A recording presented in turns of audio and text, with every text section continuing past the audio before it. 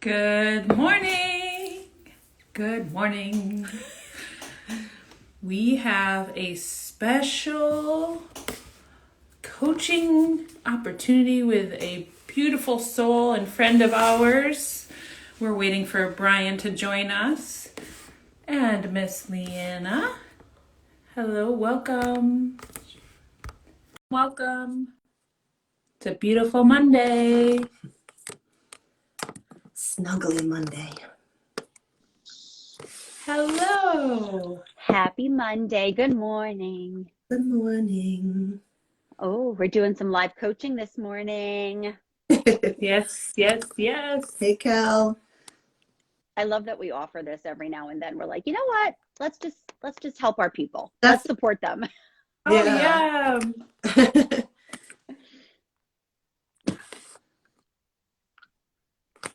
Good morning, Kelly. Our friend Brian to join us. I need it. There he is. Hey everyone. Good morning. Happy Monday. Good morning. Lena, I don't know if I've officially met you, but I've seen you on video and big fan. So Thank you so much. And I Yeah. have an awareness of who you are, a little bit about your family, and all you peeps are good in my book. Oh, thank you. I'm a big Leanna's fan of these two up here. I don't know if I'm pointing in the right direction, you but are. April and Cynthia. April and Cynthia over there. You're over there. I'm over here. Okay. Very Brady Bunch. Yeah. I like it. I like it. And Leanna actually knows your beautiful Stephanie sister. Oh, cool. Yes. Yep. Cool. We're all Yeah, actually, this feels very familiar to me because, Lena, I grew up with three sisters, so I almost feel like this is like Thanksgiving or Christmas, you know. It So will you it will either be just as dysfunctional or not. Yeah, I'm hoping we take the dysfunction out, but yeah, no, it's good. It's good. I'm excited. you just share a little bit about yourself and what you would like coaching around just to share with the audience today. Yeah, so a little bit about myself. So I met you, April and Cynthia through self-development, personal development work, and it was really just life-changing. And so I did it because I was feeling stuck in many places in my life, personally and even professionally. And I have to say, since I did that work, it has paid off and been able to create some really great things for myself, relationship and promotion and all sorts of things that I wanted. So I think, yeah, I work in media. So I feel very thankful for the job that I have. I feel thankful for the friendships I've been able to create over the years. And I live in Manhattan, so that's good to know. And I work in Manhattan. So I think today I was hoping to get some coaching around finances because the holidays are coming up. I get stressed. I don't know how all of you feel. I also feel I never make a plan around my finances. So I just kind of wing it and hope that everything works out well. And, you know, as I get older, winging it doesn't work as much. So I'm willing to admit where my blind spots are. And yeah, I'm honored to be coached by the three of you or the two of you. And yeah, I'm going to try to be as open as possible about this topic. Well, and you don't know what you don't know, or sometimes you think you know and someone else sees something differently, right? So this is a beautiful opportunity for all of us to learn from what you get to be open to being coached around as well. So it's a win-win for all of us. That's for sure. I will be right back. All right. So I just have a question because you said when it comes to finance that like you never make a plan and and things like that, and winging it, I guess in the past has worked for you, but not so much anymore.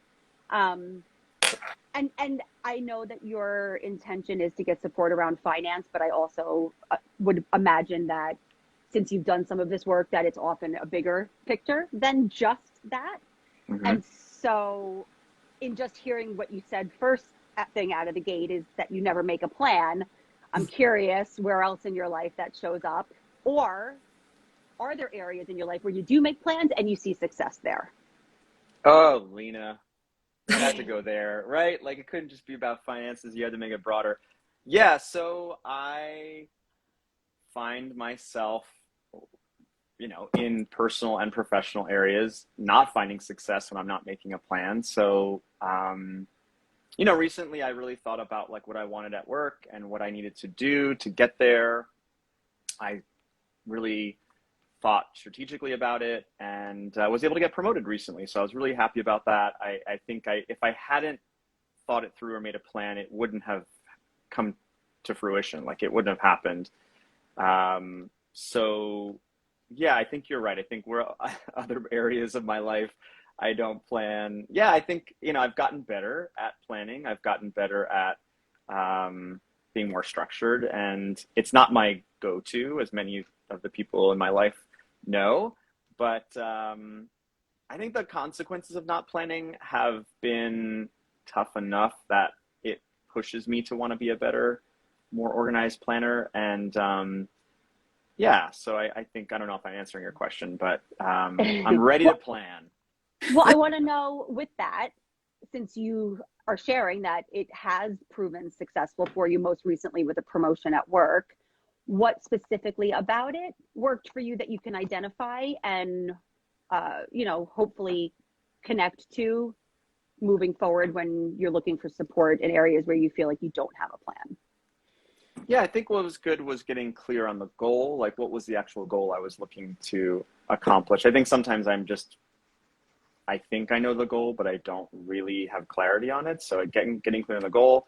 And then I think about asking for help, right? Like, I think I can't do it all myself. So asking other people to help me was really different, especially in a professional setting. I always was like, I got to do it. I got to bring it. And then being like, no, actually, can I ask you to support me in this? And that felt different and worked. And I think the same with my personal life, like in terms of asking for help and having a clear goal. I love it. It's so Okay, why are you laughing? because we always connect like prior to, and always the things that we connect about come up within the conversation. Because we were hearing that that's something that all of us can be good at as well. And I think it's a universal societal thing where it's like you're going to be judged as less than in our own heads for whatever reason by receiving or help, because there's asking, but then there's also accepting it, right? So, Yeah. Well, it's interesting because this is the season of giving, right? yeah. And it may not feel appropriate to ask for help during this season, right? With that said, though, what could you possibly be giving somebody else by allowing them to step in if they choose to support you?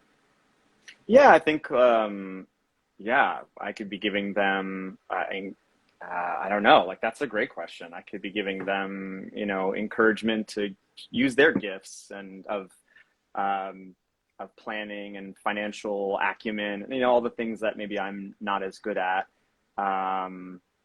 letting them shine, like letting them feel, I don't know, empowered because I don't know, it's nice. It feels good to help people. So I think letting someone help you isn't I try not to look at it anymore as a burden on somebody. I try to look at it, especially if someone's saying like, we'll coach you. I'm like, okay, great. You're asking and I'm volunteering. So it can make good Instagram Live. So there's that. We've been conditioned, as a society to feel shame or guilt around asking for help. So I can see that is an issue. But in my personal life, I'm an over giver, and I'm glad to be that. However, what comes up for me in that usually is I feel double shame and guilt for receiving.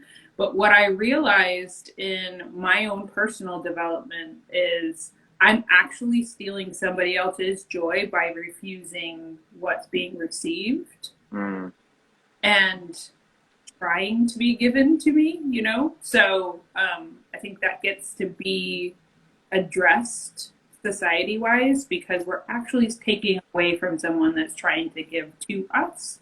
So that's a big thing. But I also want to make sure we get to the actual finance part, Sure. because all of this is super important because it's all interconnected, right? What specific financial goals or achievements are you wanting to obtain? Yeah, I think I want to specifically like build up my savings. I don't really have a built up savings. Like I just kind of, yeah, I don't have it, and I think I can have it. I just, and I think it's good to have it because I think from an emergency standpoint and also like a future goal standpoint, I want to have savings. And it's scary not to have a decent amount of savings because you're like, what if?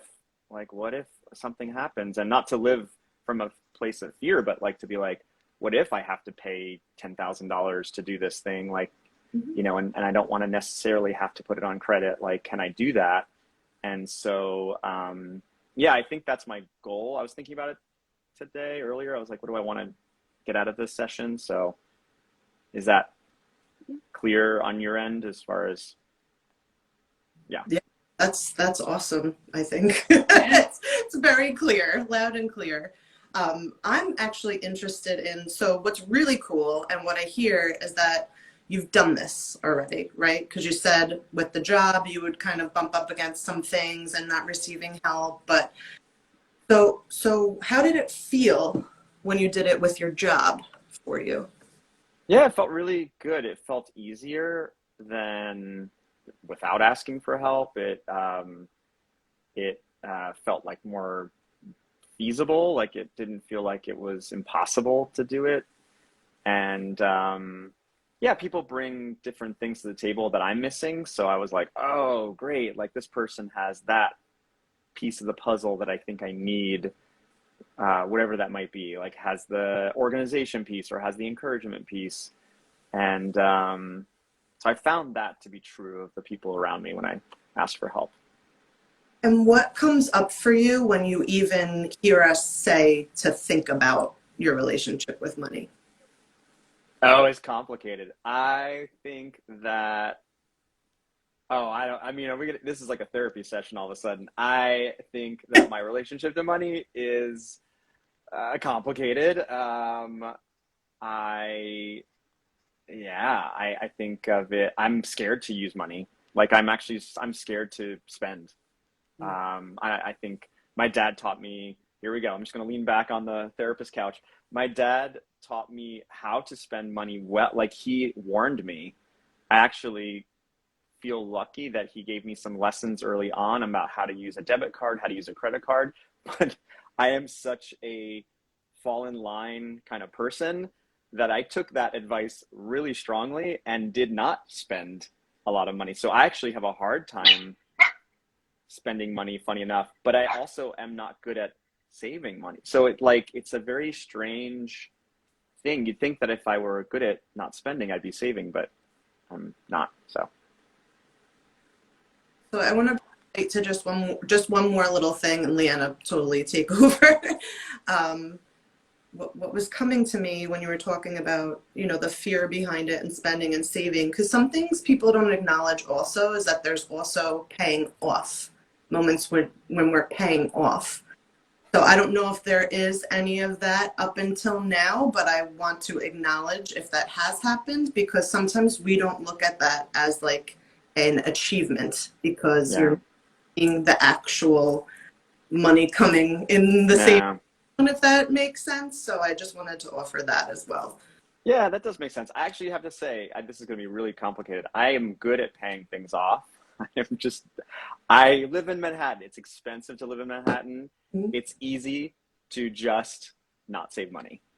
It is easy to just keep flat and sometimes dip into savings. And I think that's where I'm trying to go is I don't want to keep riding this line that is like, will I save money at some point? I mean, this is what's been happening. I've been living in Manhattan for almost 5 years now, and I'm not saving money. And I think it's on me. Like, I think it's on me now. I think I can't keep saying it's the city. It's so easy to blame New York City and be like, well, it's so expensive to live here. And it is. But I also think that there are choices I'm making that are not enabling me to save money long term. That's it. Thank you. I have a couple things because, you know, for me, coaching is therapeutic. It's not therapy.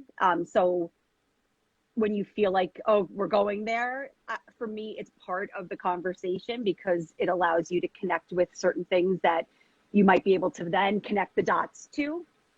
So while I want to really get clear with you, because we're saying like, okay, savings and, you know, okay, how much in savings, right? Like we'll get there. But first, I just have one question. Hearing a sense of, without having this savings, right? This nest kind of ready there for you, like of just feeling unsafe. And so I just want to know if that is something that comes up for you, if you don't feel safe, in that you want this safety net and this something that you know you can fall back on. And so again, kind of in line with the first question of like, where else? You know, what comes up for me is there anywhere else in your life that you feel unsafe, that you need, that you feel like you want to create this place to land? And is there anything going on within that conversation that could support you? Yeah. I don't know. I don't think there's a lot of areas I feel unsafe. I mean, living in Manhattan, like sometimes in many ways feels unsafe. Like from all aspects.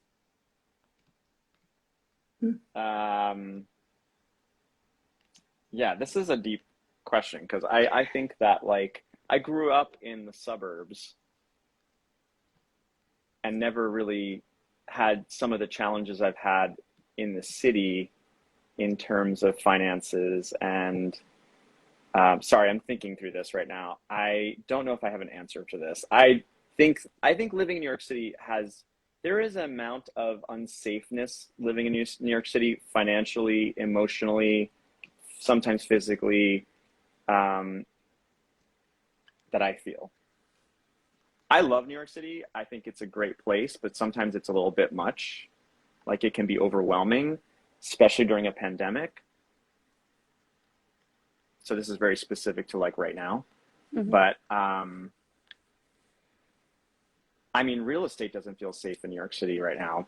You know, if you own something, the price of it has gone down, and if you're renting, the price has gone down as well. Like it's, yeah. I don't know if that helps.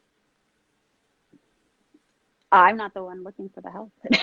So sure. I wonder if it helps you. And again, yeah, I think it helps me. For me, when I ask certain things, sometimes it gets to just be an inquiry, you know, that you can kind of revisit later. But I'm just curious because now, you know, hearing that you feel unsafe with real estate, meaning that what you have is now worth less, feeling unsafe in finance. So is there an opportunity to kind of observe this theme and use it to support you in a forwarding way, is just the inquiry? Yeah. Yeah, that's good. And awareness, right? Like, you know, Cynthia shared with you something that I think that we disregard as humanity, like what we've done, you know, how we've shown up for ourselves.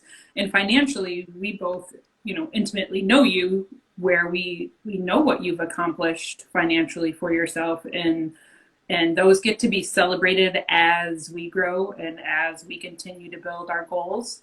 And then, you know, safety is a big thing for all of us. You know, if we don't feel safe, we, you know, allow that fear to come in, and it debilitates being able to accomplish those goals because we feed our little story in our head that, you know, I talk so much about the ladies in the attic, right? So, you know, that I'm not enough to build, I'm not worth being able to build a savings account. I'm not worth, you know, so being able to bring an awareness to the underlying emotion and the underlying thing, and then the, oh gosh, you know what, I did accomplish X, Y, and Mm, right.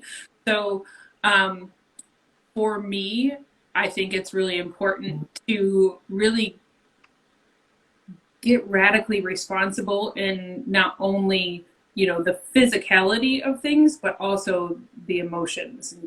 Get in there, because it really does help bring a huge awareness of where you're not only physically at, but where you're at emotionally. Because when you yeah. understand that, it allows you to shift your perspective.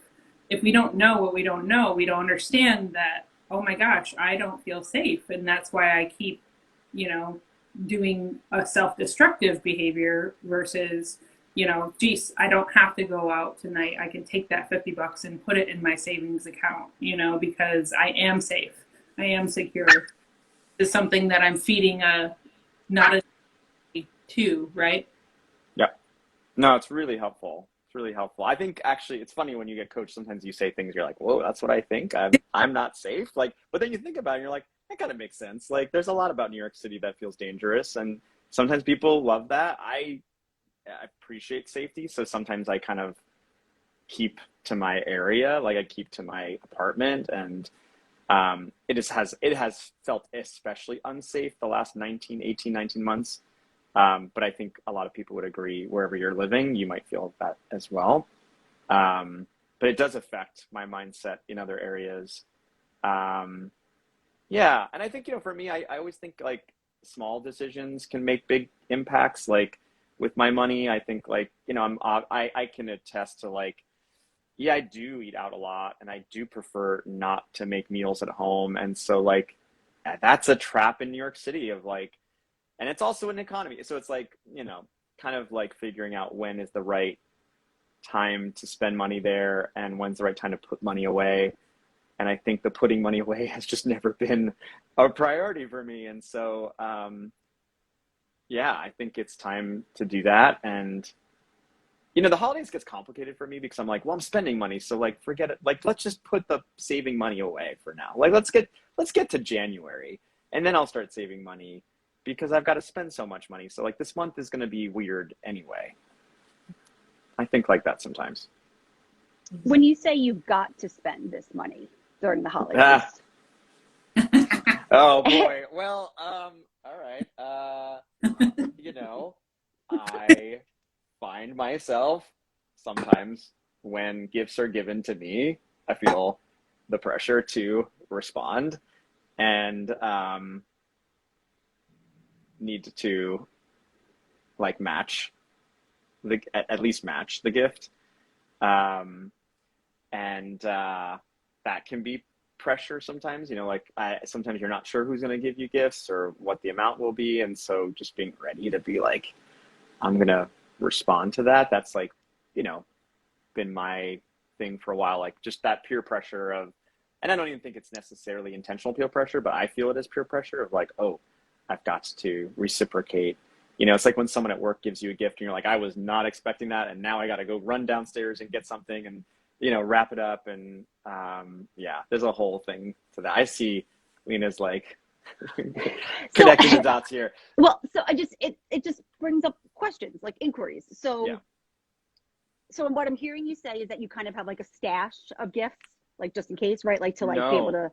Oh no. Oh, What you're probably hearing me say is like if someone's giving me a gift, the pressure is now on for me to reciprocate. I can't just be like, "Thanks for the gift," and then leave it. I've got to be like, "What can I get you that's going to be just as good?" And, does you that know, come from an authentic place though? Like, does that feel good for you? no, I think it's no. I think it's a guilt response of like, okay, now I feel guilty, or I feel like I didn't think of a gift for you. Wow. What's that say about me? You know? I mean, man, the holidays are so complicated, aren't they? Like, I hope I'm not the only one out there with these things because I'm like, I feel like they stir up things that normally don't happen during the rest of the year, where like, you know, there's so much being thought about, you know, so many people in your life, you know, but And I'm going to ask this, and it's a literal question. What is that costing you? Yeah, yeah, yeah. Like I literally. mean, it's costing me like lots of overthinking and mental capacity um and and of money. course and money, yeah, and literal money as well Mhm. to do that. Yeah. And I think I'm Yeah. trying to get better at just being okay with receiving a gift and saying thank you and not always having to feel the pressure to reciprocate. But I've operated from that place a lot and I'm recognizing it. And I think sometimes I have to also just be okay letting go of those expectations that And I I think must reciprocate. it goes back to what you were saying in the beginning. It's the season of giving. Well, Who said that? perhaps you did. Yeah, well, you did. Right, no, And and I yeah. heard it from someone else. Oh, right. But like the thing within that is what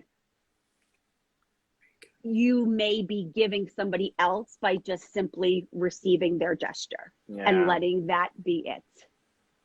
I hear you on that. That's hard. That's hard for me. I want to practice that. I And want to it's practice that. right. I mean, No, it's Sorry. okay. No, I have something to offer, and this is like a huge conversation for me in life. I'll just relate it to like dating a little bit or something like that. When I'll ask, so I'm hearing I'm hearing, because we all do it, how good you are at manipulating yourself. So, and one, you already identified, I was going to ask you, like, what choices up until now do you know that weren't serving you or haven't been? But what I'm hearing is actually communication choices or lack thereof. And what's coming to me is, what if you landed, which we will today with you, a responsibility around your finances for yourself? And what if the conversation actually got to be something like, you know, I value you and respect you. I'm grateful for this. Or even with any holiday, right? Your family, whatever it looks like. Guys, heads up. I'm getting really responsible around my finances, and I'm just going to share that I can only do this. I'm only willing to do this because of my end goal, blah, blah, blah. I have actually used conversations like that for the first time this year, probably the past 2 years, I'm going to say, where I actually started legit saying and sharing with people what I actually needed for myself in that way. And you'd be surprised, even there, when you're not verbally, authentically saying what you're giving to yourself or what you're working on, people are just like, I mean, Leanne has even experienced me saying that, you know, it's just not in alignment with where we're at, you know, and I'm going to do this, you know, or make this choice. So I wanted to offer that for you, and thank you for being authentic with us, but for the world, because I think a lot of times when I have conversations with people, I'm like, did you say, you know, and they're telling me about an experience. I'm like, did you share that? And they're like, you know, kind of, you know, I'm like, very simple. Did you share exactly that or not? And that's where the manipulation kind of comes in with self, because especially with money, what I'm hearing is I'm too ashamed to really share how I'm actually feeling and what I actually want to work on. So I'm going to instead close myself off to the things that I want so that I'm not seen in that light, if that makes sense. That does. Yeah, no, it definitely resonates. I think I need to communicate better. I need to tell people, you know, it's my family did a great thing where at one point we were like just exchanging gift cards back and forth. Mm-hmm. And it was kind of silly. It's like, okay, April, here's a $50 gift card to wherever you want to go, to that hat place, hat place, I don't know, whatever your hat is. And then I got a gift card to Starbucks. And it was just like, it was kind of silly. So then we decided not to do that. And I'm kind of calling my family out, but I don't mind. And then over the year, and we would just get gifts for the kids. We would just get gifts for the kids. And like, that's who really appreciated the gifts. We were just kind of like, it almost felt like phoned in a little bit.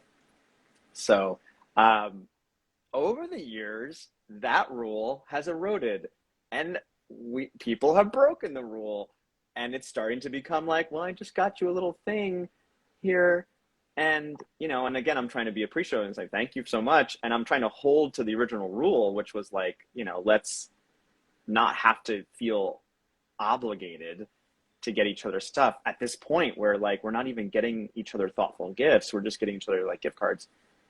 No, no shade on gift cards, but and so that's also interesting too, because like I want to talk to my family about that and be more clear as well, Cynthia, and say like we established this, it felt really good, and now we seem to be going back on it, and kind of going back to the original, which was we were just getting each other gifts, and there's no agreement here. Mhm. I love that. Yeah, My I think family's like gonna hate me. but I think you get to have a conversation about the integrity of the word, and that if this is something that you all agreed to, I think exactly what you just said, you get to say to your family, like verbatim. Like we actually will repost this on YouTube and on Facebook. So if you need to transcribe what you just said to share Yeah. with your family, it'll be there for you. And I think that would be such a vulnerable yet powerful conversation, even if just for you and your practice in starting to develop that communication that Cynthia was talking about. Yeah, no, that's really good. That's really good. I could just send the video to them and be like, look at 10:33. Well, so part of what I want to ask you then, and what Cynthia was saying about, and April, about getting like, ridiculously responsible or whatever it was. Are you willing to have that conversation with your family? And if so, by when? Yeah, well, so that we can support you in getting Sure. to that conversation. Yeah, I am committed to doing that. I think by when? I think Thanksgiving is a good time. We're all together. We're all talking together. So we're all in the same room. We're trying to plan to be in the same room this year. And I think it's a good transition into the next holiday, which is, hey, what are we thinking for Christmas? And can we, sharing what I shared with all of you. It's good. Do you feel powerful around having that conversation, or are you like, I do. maybe Well, I'll get to it? No, I feel powerful about it, but I also think they may counter me and like have other things to tell me. Like they may have feedback for me, and I wouldn't be surprised with 3 strong sisters that they may, and my mom and all of the family, that they may be like, well, here are my thoughts. Like, here's where my head's at. So I don't think it's just let me share my truth with you and then leave it. It's like my family's going to be like, well, let me tell you in a nice way, like what I'm thinking. And let's try to maybe come to a middle ground here. I would like to bring awareness to our thoughts and our language, because I've heard you share a couple things about I need to, and the I'm not good at saving gets to be shifted, and maybe a more powerful statement gets to be replaced by that, because our words and thoughts are powerful, right? So I'm going to offer to you as well as to be really very clear in how you speak to yourself. And then also, when you get to have that conversation with your family, we can't control how other people receive from us, correct?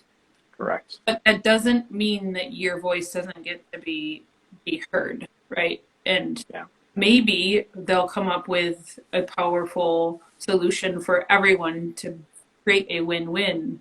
Because I guarantee you, most of the time, especially in a family unit, what you're feeling overwhelmed about, somebody else in your family is as well. And you get to be a stand for not only yourself, but them as well. So we tend to create a lot of a narrative that is not true, especially to ourselves, but we create an expectation or a projection onto the people we love the most, when in actuality, the narrative is completely not there or true. So I'm going to share with you that you get to be really clear in how you speak to yourself, and release the the expectation of what you'll receive back, because I think that happens a lot when we're nervous to have a conversation with people we love, right? Because it's uncomfortable, even though they're your safe space. Yeah. Thanks, April. No, I think the word need, I say a lot. And it's like, do I need to? Is this, yeah, I get to, yeah. But I think the most powerful one for you, honestly, is to create a different sentence than "I'm not a good saver," Right. because that gets to be part of your action plan. Yeah. Yeah. Okay. I am a capable saver. Love it. Yeah. How much are you wanting in your savings? Oh boy. Like, I think by the end of the year, I'd like to have another 5,000 saved. I think, long term, I want more, but I think end of year, we only have what, like month and a half-ish left. I think that's a stretch to do it because, yeah. It's good that it's a stretch because that makes you uncomfortable and really committed.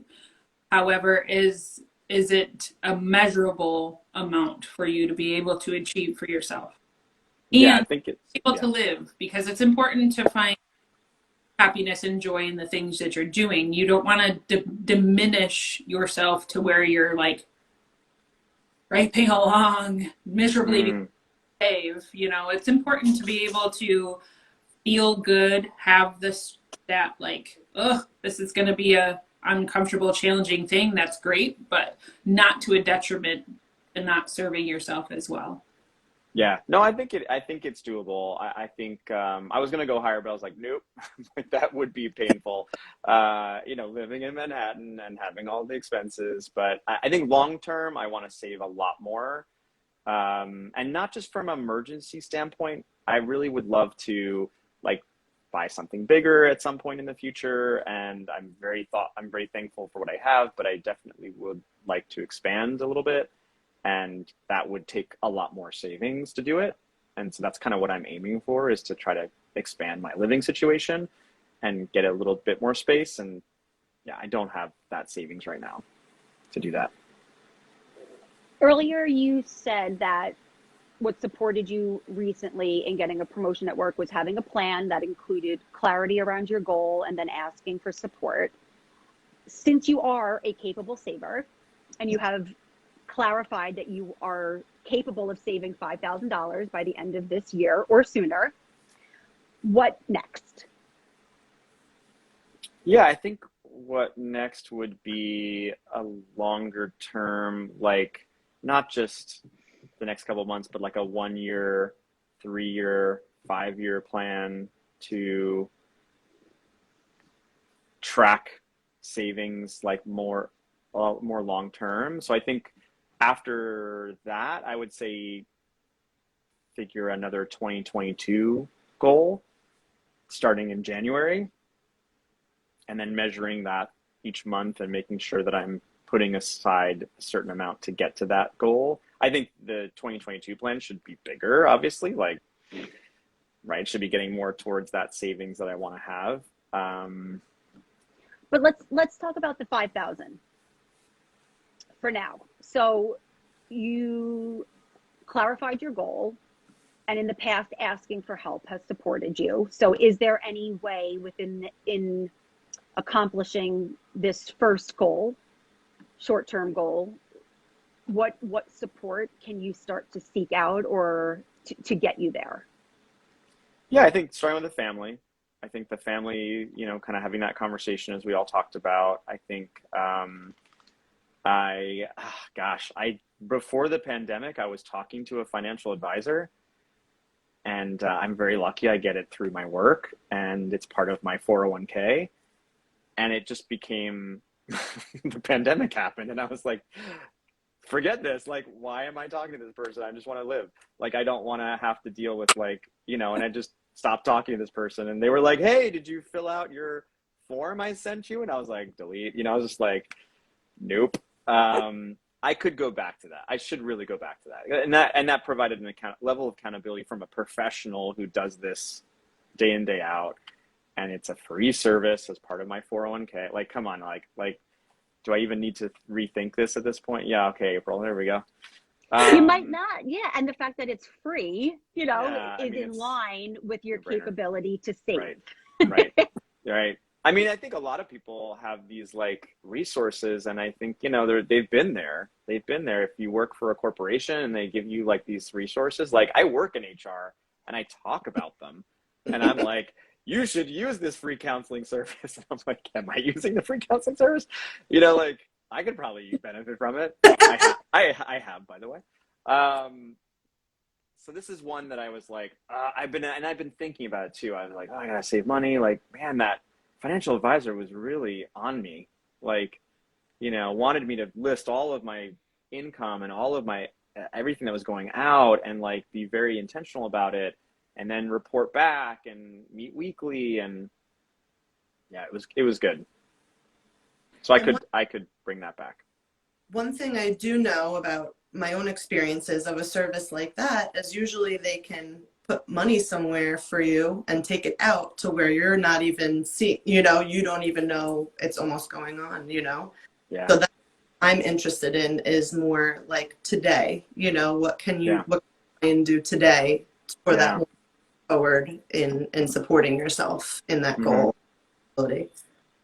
Yeah, no, this is helpful. Thank you all. It's just like really good. It's funny. A lot of it is like, oh, I should, you know, and I haven't, you know, and it's like, it's there. It's not like it's anything. I mean, it's very helpful. I'm not trying to diminish, but it's like, some of it's just common sense of things that I know to do, and I just haven't reminded myself of, and I haven't empowered myself to do it. But this is really, really good. I feel like I have some tangible steps to take after this. So. Well, thank you for being open to coaching, because I think that's where we get a little in society, we get a little like, you know, and we don't understand that we've fallen back into our old rut of living, right? And so coaching and having this empowering conversation really does get to help us stay committed to our new way, you know, instead of going the old way. Yeah. So thank you for participating. So I also think that it reminds us that you already have all of the tools and the answers, not all of it, but you know, it's an opportunity, like you're saying, like, oh, duh, like, yes, I was working with this financial advisor for free. Like, why don't I just go back to that? I think it just, what these types of conversations also do is remind you that you do have some of the answers, and you get to trust yourself. There you go. Thank you all. This is definitely a more productive conversation I'd have than my sisters talking to me and telling me what to do. So that's because I love my sisters, by the way. I'm just making a couple jokes. I have 4 sisters, brothers, and listening to a complete stranger has more substance than them, because it's like, they're my sisters. Right. So, yeah. Not a disrespect or a level of not loving. It's just like, whatever. I've heard from you before. Exactly. Next. So I just want to recap the things that the action steps you're going to take. If you wouldn't mind just sharing your positive affirmation, the steps that you're going to commit to for yourself to create the 5,000 by the end of this year.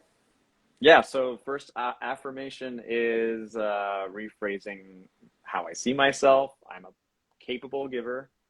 I'm a capable giver too, but I'm also a capable saver. That was it.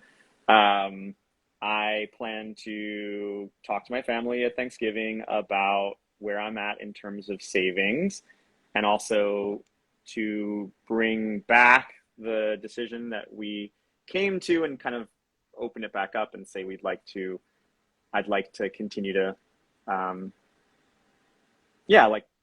commit to the fact that we were going to not get gifts for each other and see where they are.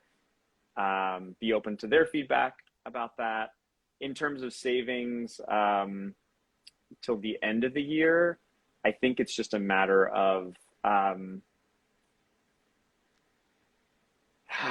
yeah, I think the financial advisor should happen soon. Like, I don't think I should wait, because I just had a exhale, because I was like, oh, trying to do this myself is a lot. So I think the financial advisor probably would be after the family conversation and asking them for their help saving that money. Like telling them like, okay, here's what I'd like to do by the end of the year, and can you help me do that? I love that. Me too. Yeah. Here we go. Oh, Leanna. So I was like, Leanna has like, she's like contemplating. Like, I no. love watching her over there. She's like, a lot of thoughts going on. Yeah. No, I feel like I had something that was coming up for me, but then I'm just thinking it. Then I think it went away. Oh, just to remind yourself that what's worked for you in the past, like again recently with the promotion, clarity around your goal and asking for help is exactly what you just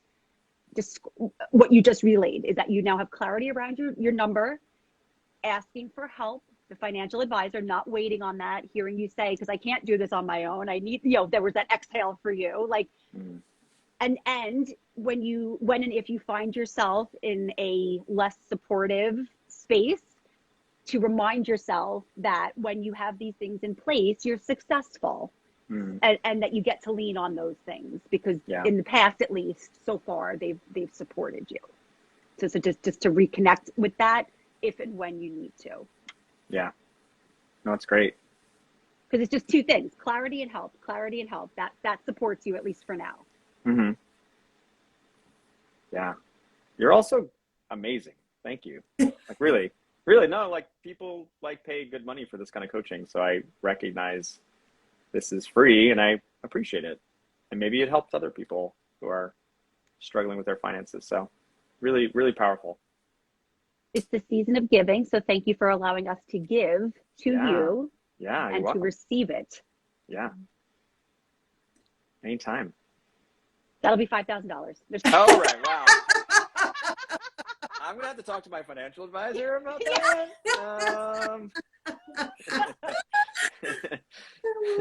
Is that how this works? Okay. And usually, honestly, Brian, and that's why you feel so secure in your job now and what you've created.